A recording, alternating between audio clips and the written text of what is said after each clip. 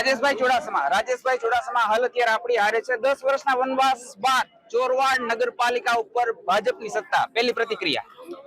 હું સૌ પ્રથમ તો સમગ્ર ગુજરાતમાં કોર્પોરેશનના ઇલેક્શન હોય, સામાન્ય નગરપાલિકાઓની ચૂંટણી હોય, એમાં ભારતીય જનતા પાર્ટીનો ભવ્ય વિજય થયો છે એટલે ગુજરાતના તમામ કાર્યકર્તાઓને ખૂબ ખૂબ અભિનંદન આપું છું.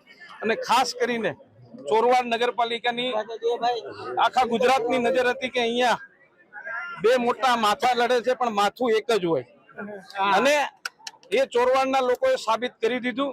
અને આજે આ પરિણામ માત્ર ને માત્ર ચોરવાડની જનતાના સપનાઓનું પરિણામ છે. અને હું એમને ખાતરી આપું છું કે આવનારા સમયમાં એ સપનાઓ, મારા વતનને વચન આપું છું કે એ સપનાઓ હું પૂરા કરીશ. કોઈ એવા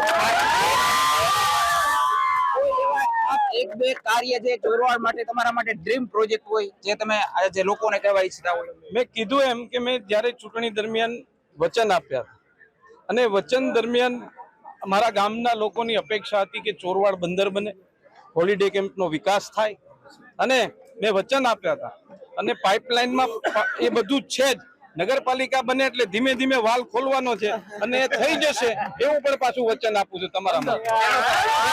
છેલ્લો સવાલ, ચોરવાડની હારે હારે ઓવરઓલ તમામ નગરપાલિકા અને જુનાગઢ મનપામાં પણ સારું પ્રદર્શન ભાજપનું રહ્યું છે, આ વિશે શું કહેશો? મેં કીધું એમ કે સૌ ભારતીય જનતા પાર્ટીના ગુજરાતના કાર્યકર્તાઓને ખૂબ ખૂબ અભિનંદન આપું છું.